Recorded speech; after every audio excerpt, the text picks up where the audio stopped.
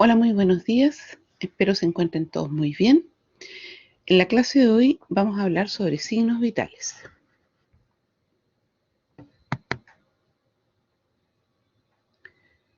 Ya habíamos visto el resultado de aprendizaje de esta unidad, así que no lo voy a leer nuevamente.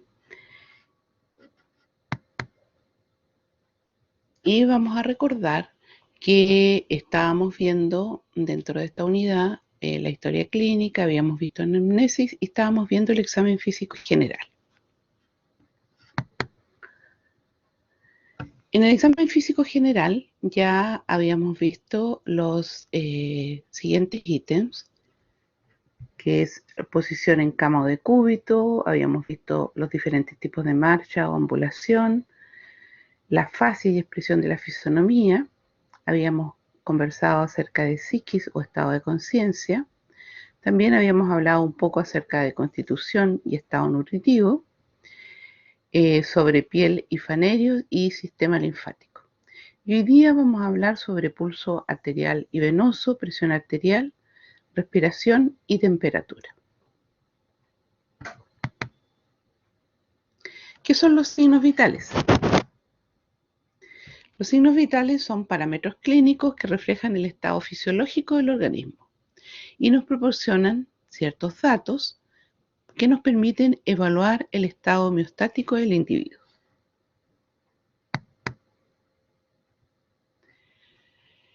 Lo primero que vamos a ver es el pulso arterial. El examen del pulso arterial es una de las maniobras clínicas más corrientes y que entrega una importante información diagnóstica. Puede palparse en cualquier arteria superficial que pueda comprimirse contra un hueso y se genera por el bombeo de la sangre desde el ventrículo izquierdo a las arterias. El pulso arterial tiene varias características. Nosotros vamos a hablar principalmente acerca de la frecuencia y el ritmo. Cuando este pulso tiene un ritmo normal, hablamos de ritmo sinusal, y cuando está alterado hablamos de arritmias. Con respecto a la frecuencia cardíaca central y periférica, podemos decir que la frecuencia cardíaca central se define como las veces que late el corazón por unidad de tiempo. Y la frecuencia cardíaca periférica corresponde al pulso y es el número de pulsaciones de una arteria periférica por minuto, es decir, la expansión de una arteria por el paso de sangre bombeado por el corazón. Y es lo que nosotros podemos medir cuando palpamos, por ejemplo, en este caso, en la arteria radial, y podemos cuantificar estas pulsaciones. Hay diferentes partes en el cuerpo en que podemos medir el pulso, como lo vamos a ver más adelante. Para medirla sin ayuda de ningún aparato electrónico, solo necesitamos colocar los dedos índice o medio, como se ve acá, en una parte del cuerpo donde, como ya hemos dicho, la arteria pase cerca de la piel y podamos comprimirla contra un hueso. Aquí, por ejemplo, vemos que se está palpando el pulso carotídeo.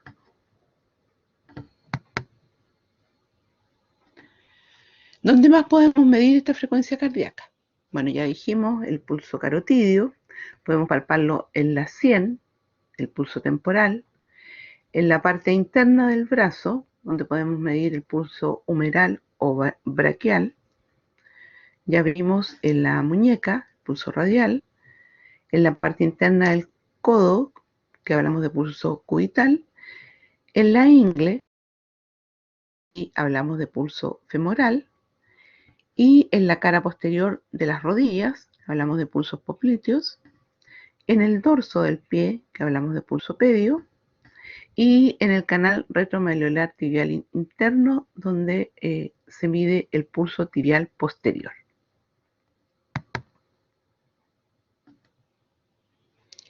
Una vez que se tiene localizado el pulso en una de esas zonas, presionando suavemente con los dedos, contamos cuántas pulsaciones tenemos por minuto. Ahora podemos, por ejemplo, contarlas durante 30 segundos y multiplicarlos por 2, o contarlas durante 15 segundos y multiplicarlas por 4. Ahora existen algunas alteraciones de este pulso que se conoce como bradicardia y taquicardia. Bradicardia es cuando ya hay una disminución de los pulsos que se consideran normales y taquicardia cuando hay un aumento de esto.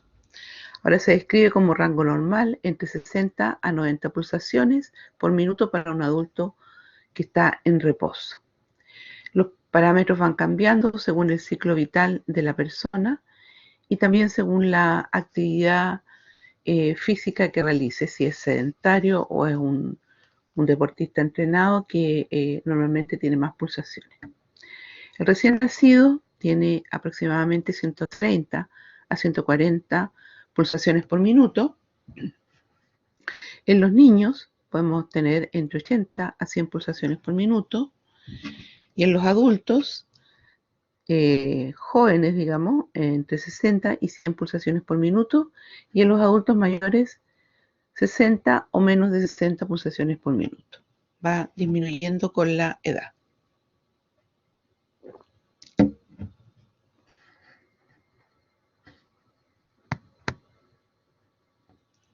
Ahora, ¿qué factores van a incidir en que este pulso sea de mayor o menor frecuencia? Por ejemplo, situaciones de ansiedad, de miedo o dolor.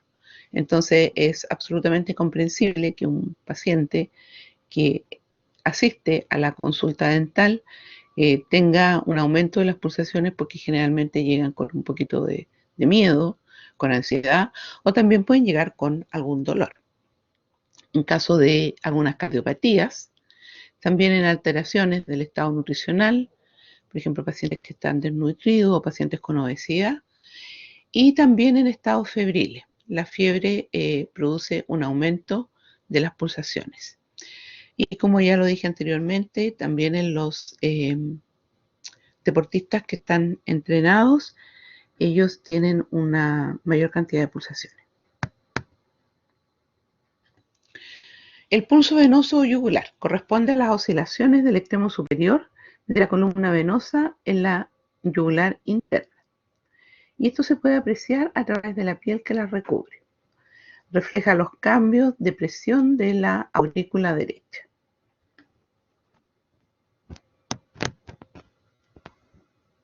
Ahora vamos a hablar sobre la presión arterial.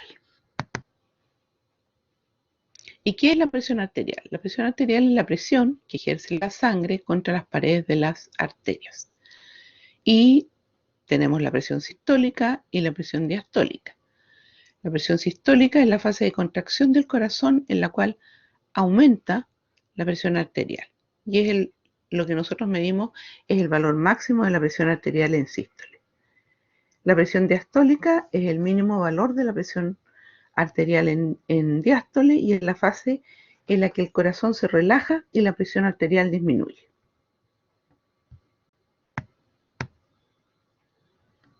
Ahora, ¿cómo la vamos a medir? Bueno, la medimos mediante un aparato, un dispositivo que se llama esfingomanómetro y existen varios métodos.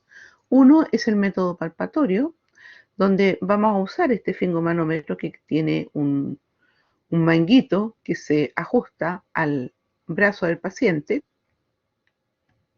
y en este caso palpamos la pulsación a nivel radial, a nivel de la muñeca. Para esto vamos a inflar el manguito mientras se palpa este pulso radial y en la medida que vamos inflando, el pulso va a desaparecer. Cuando desaparece el pulso, inflamos un poquito más y luego empezamos a desinflar lentamente y la presión en que se vuelve a palpar el pulso corresponde a la presión sistólica. Ese es el método palpatorio. Ahora el método auscultatorio. Aquí también vamos a usar el mismo instrumento, el esfingomanómetro, pero además vamos a usar un estetoscopio. Vamos a colocar el manguito alrededor del brazo del paciente y vamos a inflarlo y vamos a ubicar el estetoscopio sobre la arteria braquial. Se empieza a insuflar y luego se va desinflando lentamente y vamos a percibir estos sonidos de los latidos que se conocen como ruidos de Korotokov. El primero corresponde al sístole, o sea, cuando nosotros escuchemos el primer latido nuevamente al ir desinflando el manguito, este corresponde al sístole, y el último, cuando ya dejemos de sentir los latidos, corresponde al diástole. Ese es el método auscultatorio. Después tenemos el método oscilométrico, que se toma con estos aparatos que son digitales, que también tiene un manguito que se coloca en el brazo del paciente y que registra las oscilaciones de las paredes arteriales en el mismo lugar de la compresión, ¿ya? Y en esta pantalla va a aparecer la presión sistólica y la diastólica. Son bastante fáciles de usar. Ahora, ¿en qué condiciones tiene que estar el paciente para que esta medición sea fidedigna? El paciente tiene que haber tenido un reposo previo de 5 minutos. Por lo tanto, si llega a nuestra consulta muy agitado y nosotros le vamos a tomar la presión, tenemos que esperar que repose. Tenemos que consultar que no haya fumado ni tomado café durante 30 minutos antes de la toma,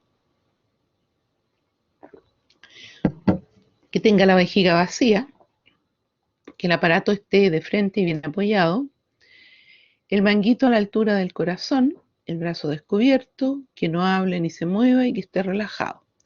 También tiene que estar sentado con la espalda recta, apoyado en el respaldo, las piernas sin cruzar y el codo y el antebrazo apoyados en la mesa, la palma abierta.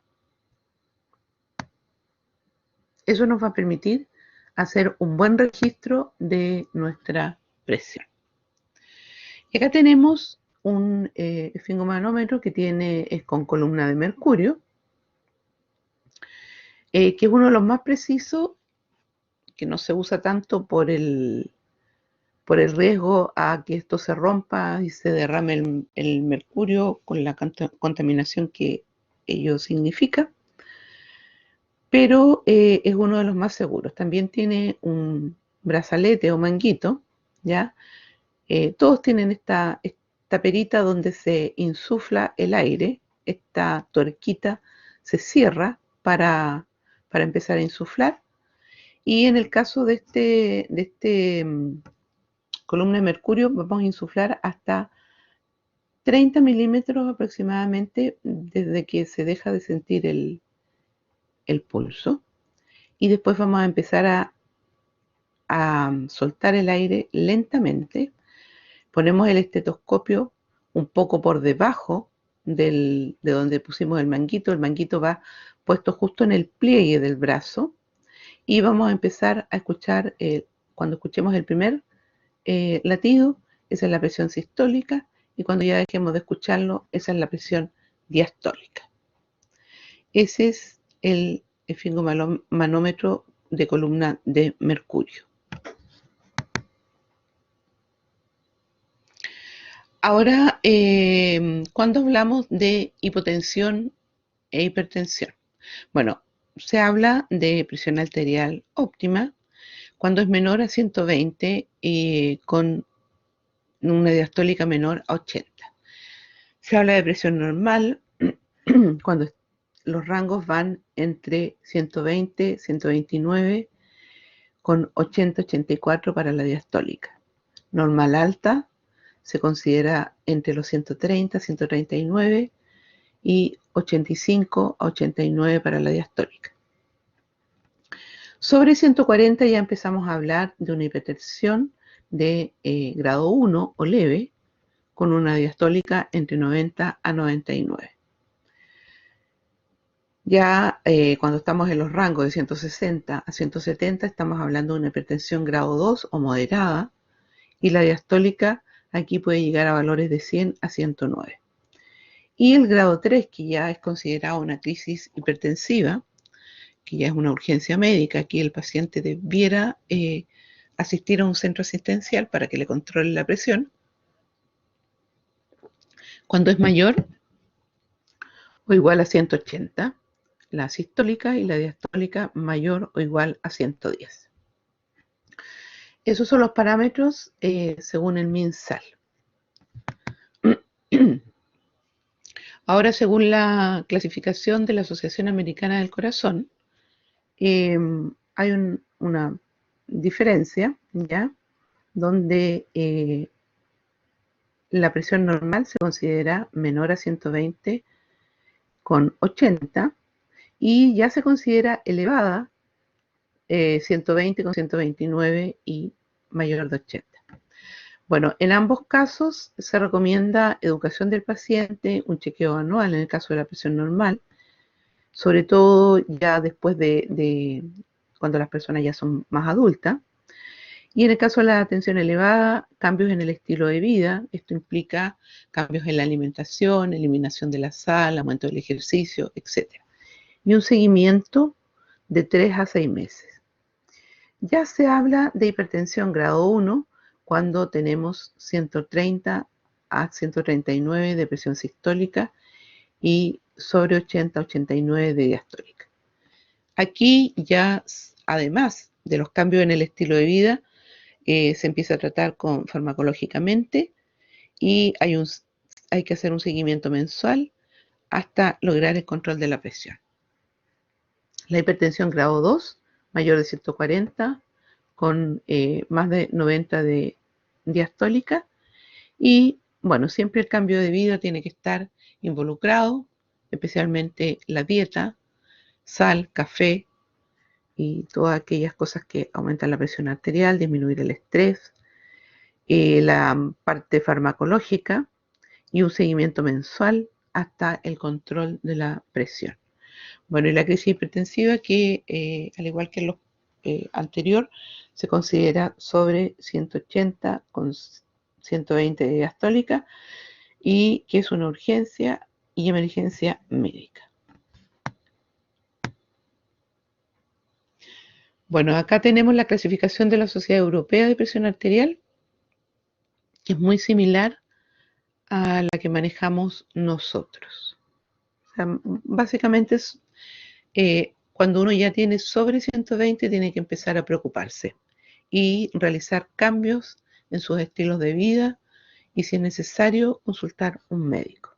Ustedes tienen que estar muy atentos con sus pacientes a esas variaciones de presión arterial para que los guíen y los orienten sobre cuándo tienen que consultar, porque muchas veces ellos están con una hipertensión pero no ha sido detectada y ustedes pueden ser los primeros que perciben estos cambios en el paciente. Ahora, bueno, hay factores que inciden, ¿cierto? Ya lo dijimos, la ansiedad, el miedo, el dolor, el ejercicio aumenta la presión arterial, la frecuencia respiratoria también aumenta la presión arterial, a mayor frecuencia respiratoria, mayor presión arterial.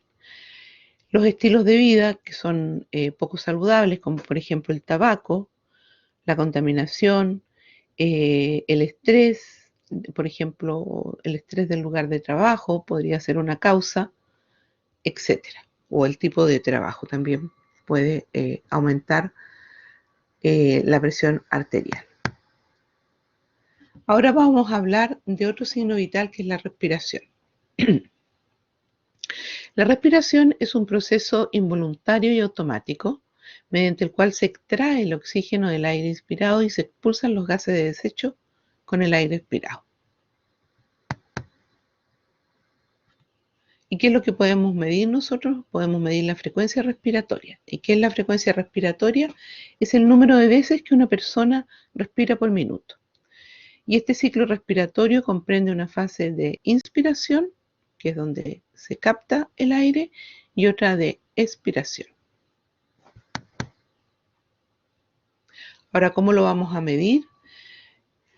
Debemos medirlo cuando la persona está en reposo y solo consiste en ver cuántas veces asciende y desciende el pecho en un minuto. Se puede contar, al igual que el pulso, por 15 segundos y luego multiplicar por 4.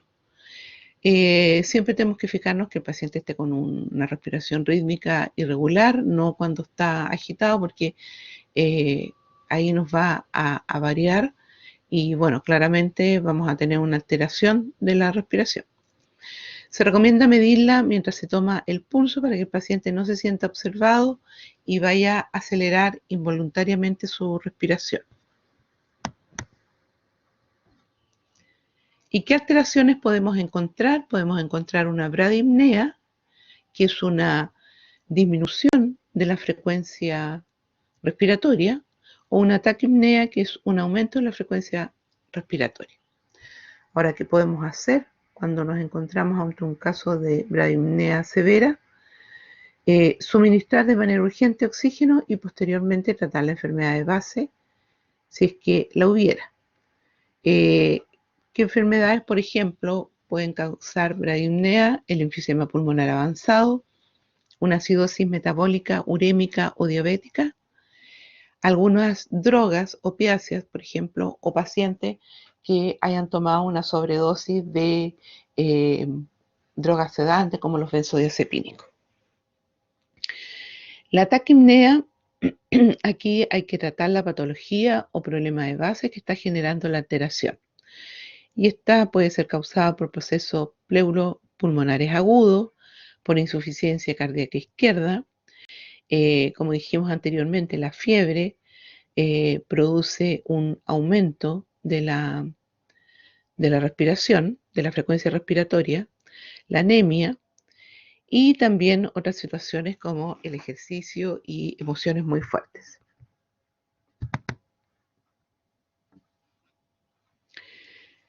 Ahora, evidentemente, con el ciclo vital, estos parámetros van variando. En los recién nacidos vamos a tener una mayor frecuencia respiratoria, entre 40 y 60 respiraciones por minuto. En los niños vamos a disminuir un poco, entre 25 a 30. En los adolescentes, entre 20 a 30 respiraciones por minuto. Y en el adulto lo que se considera normal es de 12 a 20 respiraciones por minuto. En el adulto mayor puede variar entre 12 a 28 respiraciones por minuto y en el anciano puede estar disminuida con 10 respiraciones por minuto o aumentada con 30 respiraciones por minuto, dependiendo a lo mejor de la patología o algún cuadro que esté cursando. Ahora, ¿qué alteraciones de la frecuencia respiratoria podemos encontrar? Podemos encontrarnos con una apnea, que es un breve periodo durante el cual cesa la respiración. Muy frecuente es la apnea de sueño, donde el paciente cuando está durmiendo se le detiene la respiración y esto es lo que causa los ronquidos. Generalmente se da en los pacientes mayores, en pacientes obesos, en pacientes que han consumido algún tipo de fármaco benzodiazepínico o también por exceso de alcohol. La bradipnea es el descenso de la frecuencia respiratoria por debajo de los valores normales que se consideran 12 inspiraciones por minuto. La disnea es la dificultad para respirar. Y la ortopnea es la incapacidad de respirar cuando se está en posición horizontal. Y si ustedes se recuerdan, vimos en la clase de decúbitos que uno de los decúbitos que se utilizaba era el que se conocía como posición de optornea, para donde se levantaba la parte superior de la cama del paciente para que quede más bien sentado para facilitar la respiración. La taquipnea, que es el aumento de la frecuencia respiratoria por encima de los valores normales, que son 20 inspiraciones por minuto. También tenemos la hipernea o hiperventilación, que se caracteriza por la amplitud, porque la amplitud y la frecuencia están aumentadas. Esto es muy característico de cuadros de ansiedad, de miedo o de cuadros con algún componente nervioso más o menos importante. La polipnea, que es una respiración rápida y superficial.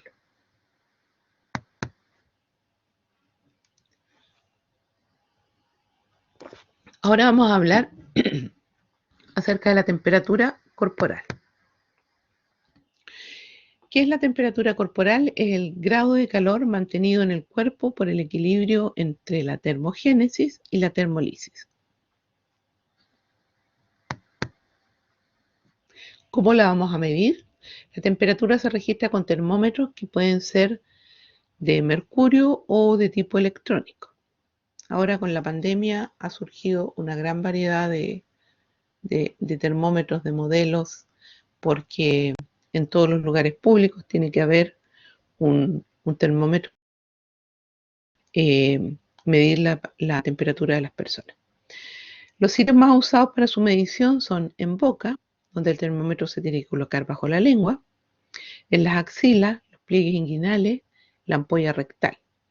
Generalmente a los bebés se les toma ahí. Los valores en esta zona son un poquito más altos y varían entre 0,3 a 0,5 grados Celsius. Bueno, y aquí tenemos algunos tipos de termómetros con los cuales se puede tomar la temperatura. Tenemos el termómetro digital, que tiene un sensor eléctrico que mide el calor, es bastante fiable. Y el inconveniente que puede tener, que al ser muy sensible, el resultado de la medición puede variar si se coloca en el centro o un poco fuera de la axila. Hay que fijarse bien que esté bien ubicado. Es conveniente a veces hacer dos mediciones. Tenemos el termómetro de oído, que es de tipo infrarrojo y bueno, es bastante preciso, pero en los bebés no es muy apropiado de usar. Después tenemos otro termómetro con sensor de infrarrojo, que es el frontal. Es muy preciso, requiere saber usarlo y hacer una corrección en la medición, ya que muchas veces la temperatura ambiental puede afectar el resultado. Y es con que normalmente toman la temperatura en los lugares públicos, que puede ser tomada en la frente o en la muñeca, hay de mano o de pedestal. Y también tenemos el termómetro de mercurio, que es el clásico termómetro, que no es que se haya dejado de usar, pero se tiene bastante precaución porque podría romperse y al romperse causar contaminación con el mercurio. Y también tenemos el de galio, donde que la ventaja que tiene este es que no es contaminante en caso de rotura, no supone ningún riesgo. Y con este termómetro podemos medir la temperatura en la boca, en la axila o en la ampolla rectal, ¿ya? A diferencia del, por ejemplo, de los infrarrojos, que solo podemos tomar la temperatura en la frente y en el caso del termómetro de oído, en el oído. Bueno, ¿cuáles son los valores considerados normales según el sitio de registro? Tenemos la temperatura bucal, se considera como valor normal, 37,3. La temperatura axilar inguinal se considera como valor normal, 37 grados. Y en la zona rectal es un poco más alta, como habíamos dicho, 37,6 aproximadamente. Bueno, y podemos tener una temperatura disminuida, que eso se conoce como hipotermia, cuando es menor a 35 grados. Está un poquitito chica la letra. Y una hipertermia cuando tenemos una temperatura mayor a 41 grados, que ya es muy, muy grave porque un alza tan grande de la temperatura puede causar un daño cerebral.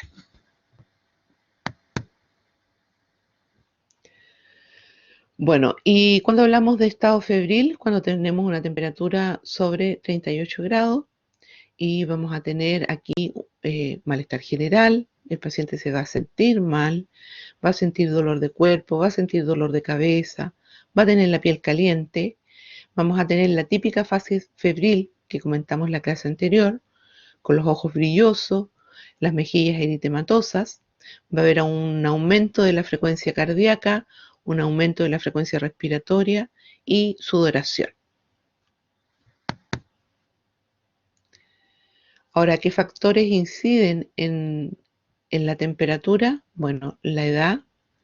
En la medida que va aumentando la edad, va disminuyendo un poco la temperatura.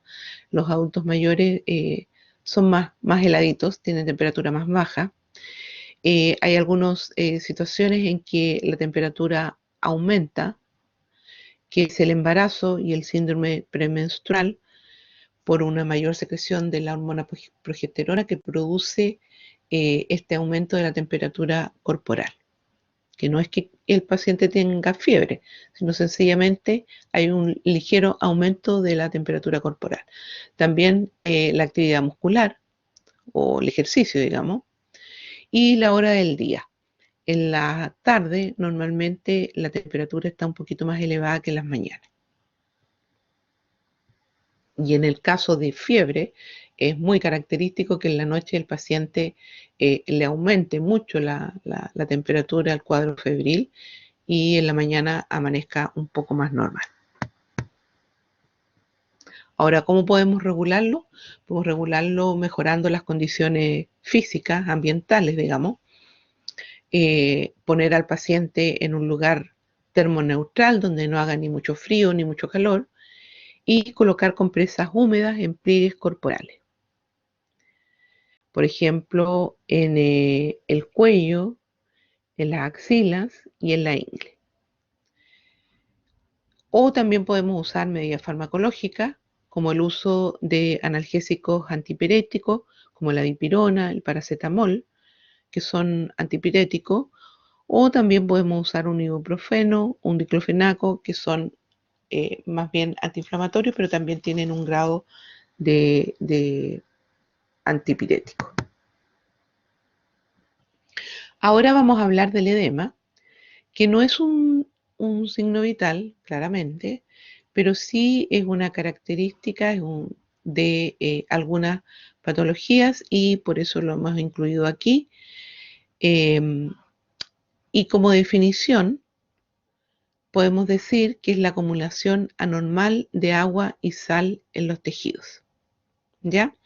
O sea, por un exceso de sal muchas veces en la alimentación se puede producir este edema. Es una acumulación anormal de líquido intersticial o componente extravascular del compartimiento extracelular. Una de las zonas más características donde podemos eh, darnos cuenta que el paciente tiene edema es a nivel de tobillos. Ya un tobillo normal tiene una zona más angosta que el resto de la pierna, pero cuando el paciente tiene edema va a tener el tobillo mucho más grueso. Y ya cuando hay un edema moderado o severo, sencillamente esto desaparece, la pierna queda recta y tenemos el pie inflamado. ¿Cómo se mide el edema? Se mide observando la depresión de la piel y tejido subcutáneo al presionar con un dedo contra un relieve óseo. Esto se conoce como signo de la fobia o de la fovea, digamos, o de Godet. Aquí, por ejemplo, se está presionando con un dedo y queda la marca en la piel, ya que dependiendo de la severidad del edema, va a tardar más o menos en recuperarse. Ahora también el edema lo podemos clasificar de acuerdo a su localización. Puede ser inflamatorio, puede ser no inflamatorio, venoso, linfático, puede ser generalizado, por ejemplo, un edema renal, cardíaco o cirrótico. Hay diferentes tipos de edema. Aquí, por ejemplo, tenemos un abdomen absolutamente con un edema exageradísimo, característico de los cuadros de tipo hepático.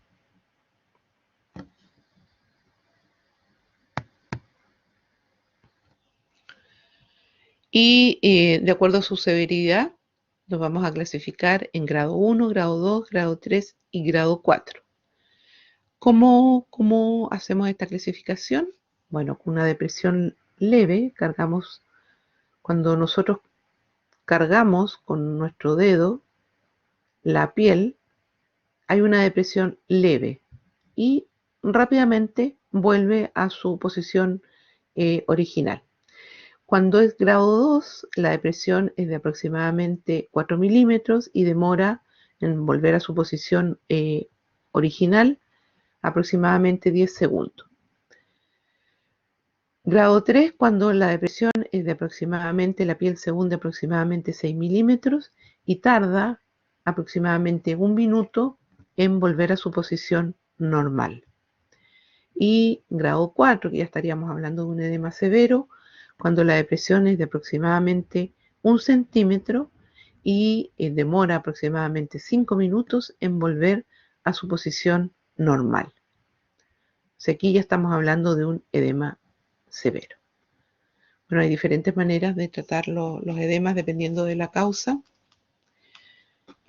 Bueno, y este, por supuesto, es un cuadro que tiene que ser atendido por un médico porque hay que determinar primero la causa que causa el edema, porque podría ser, por ejemplo, lo más típico que nos podría pasar a nosotros sin tener una patología, es el edema que se produce en las piernas cuando uno realiza un viaje muy largo, está en una posición horizontal o, por ejemplo, típico los viajes en avión donde uno no levanta las piernas pero no las puede levantar bien cuando uno viaja en clase turista nomás, un viaje largo y llega con las piernas absolutamente hinchadas. Que evidentemente va aumentando esta capacidad de tener este edema en la medida que van aumentando los años. Cuando son jovencitos se pueden tener un viaje en avión más o menos largo y no les va a pasar nada, pero a la medida que pasan los años esto va aumentando. Entonces, y en el caso de que el edema sea por otra razón, tiene que ser diagnosticado y tratado por un médico. Bueno, aquí está la bibliografía y ahora para complementar toda la información entregada y para generar y reforzar el autoaprendizaje, van a realizar una actividad, van a formar grupos de aproximadamente 10 alumnos al azar y van a realizar una discusión grupal de uno de estos temas que van a ser asignados, que es la temperatura, presión arterial, la frecuencia cardíaca, frecuencia respiratoria y edema. Y van a confeccionar un mapa conceptual con la información más relevante del tema asignado, que es cómo se mide y parámetros. Pueden confeccionar una simulación y o buscar un video explicativo en la web de cómo se toma o se mide el signo vital designado y presentarlo y explicarlo a sus compañeros. Esta es una actividad evaluada, ¿ya?